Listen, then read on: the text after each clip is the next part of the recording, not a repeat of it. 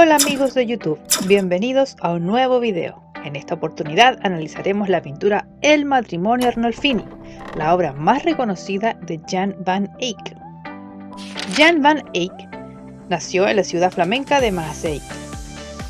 La verdad es que no se tiene certeza de sus datos biográficos, incluso no hay seguridad de que este sea su autorretrato.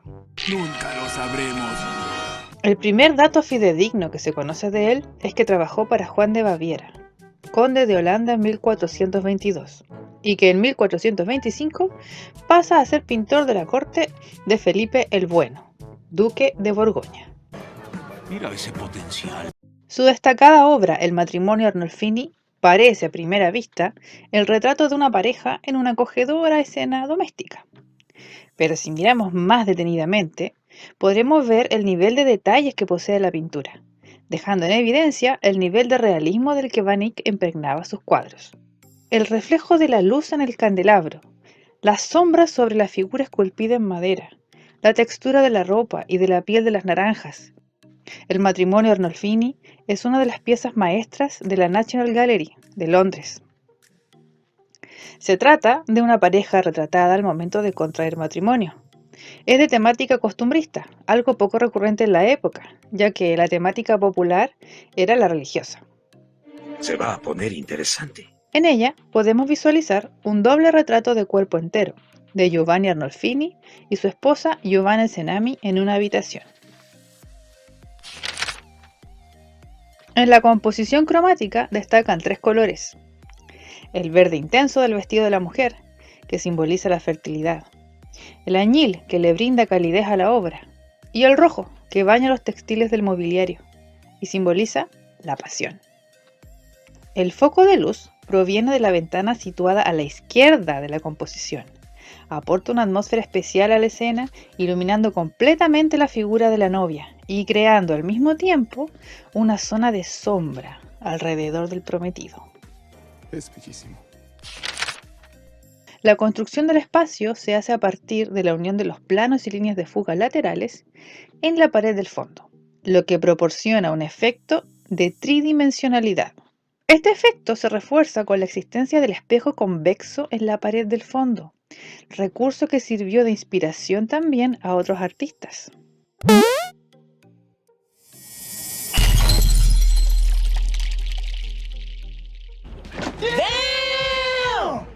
En el espejo se puede apreciar el reflejo de dos personajes que estarían situados frente a los esposos contemplando la escena.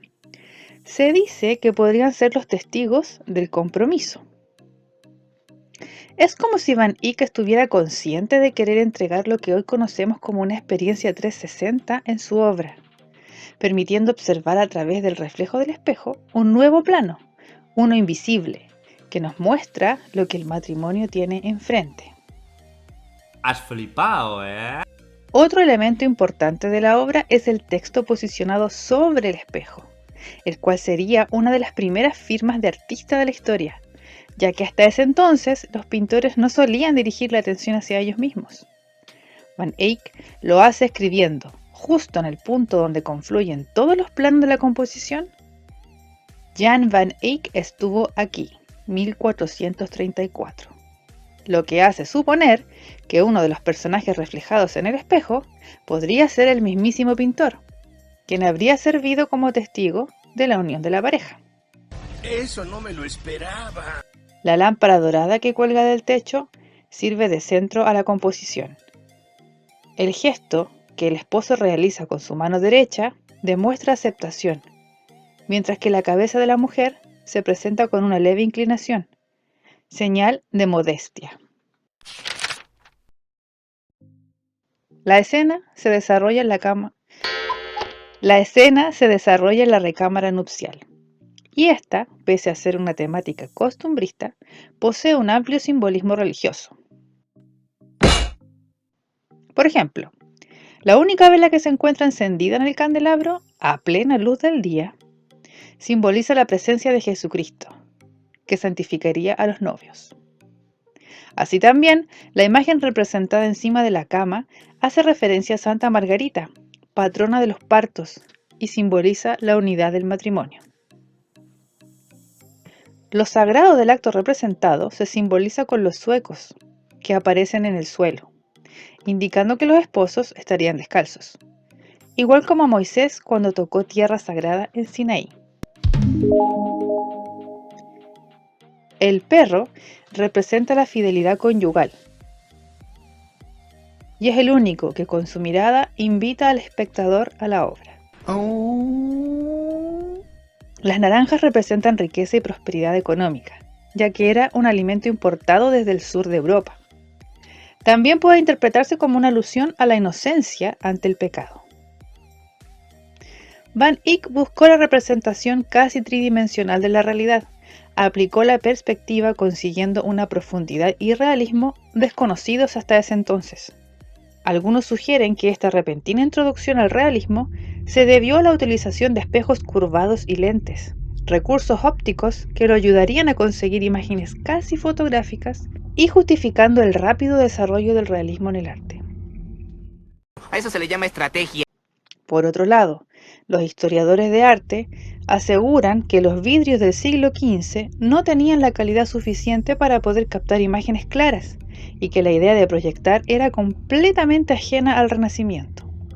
Esto sumado a que la óptica no se menciona en ningún tratado de arte de la época. ¿Y ustedes qué piensan? ¿Fue Jan van Eyck un genio del realismo?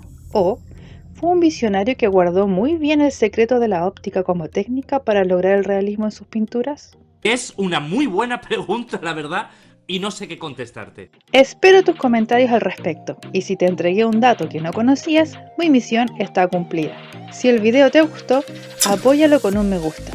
Y no olvides suscribirte y compartir para que el canal siga creciendo. También puedes seguirme en Instagram para recibir más noticias, datos y curiosidades del mundillo del arte. Hasta el próximo video.